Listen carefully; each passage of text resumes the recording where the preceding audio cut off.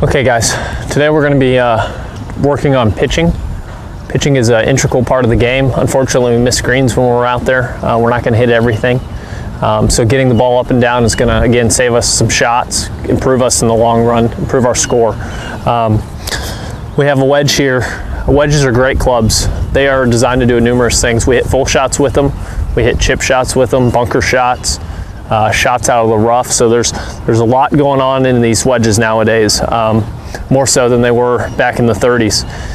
On these wedges, you can see here we have our face, obviously, and the sole here. This is our bounce. Okay. I don't think most people use enough bounce as it is. Bounce can save us when we're pitching. Too often you see guys that get in there and they put the ball way back in their stance and then they try and trap it and hit shots that way. For instance, let's talk about being a little more consistent then. Let's try and maybe we can describe something that would help you practice to make you more consistent, okay? Right. So why don't you go ahead and stand on that side real quick. Now when you're at your course and you're practicing, you know, the big thing with pitching is obviously getting the distance correct, okay? So, you know, one good drill that I would use is I would set up to the ball here and I would try and hit one as close as I could to the end of the range, right here, just on top of the deck, okay?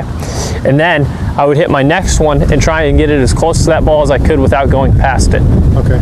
And I would do that all the way through and try and work and see how many balls I can get between me and the end of the range. Got it. Okay?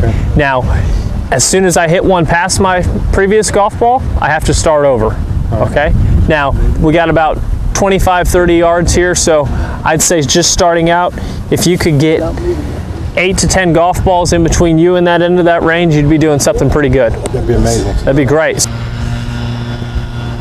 Just your standard one you would do on the course normally. Okay. Stuck it in the ground. A little heavy. All right. It's okay. Let's go one more. Okay. So earlier when we were talking, you said that this is a better part of your game, okay? But some of the tendencies you said were to hit it heavy and hit shots that were a little fat.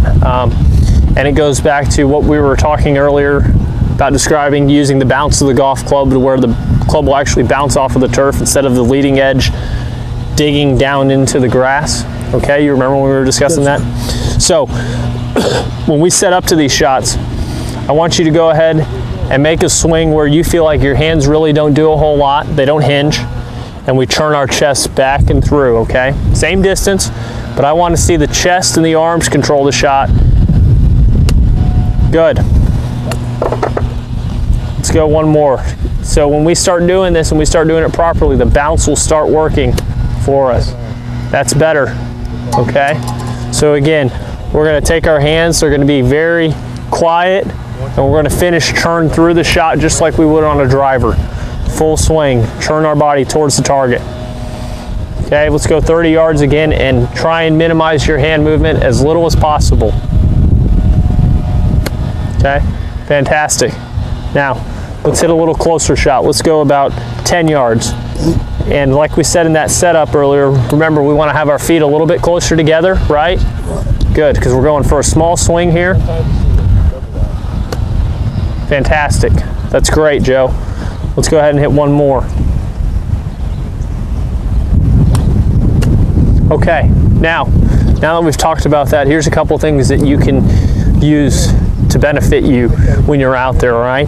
If we want to hit a shot a little bit lower, we're going to move the ball back in our stance a little bit, okay?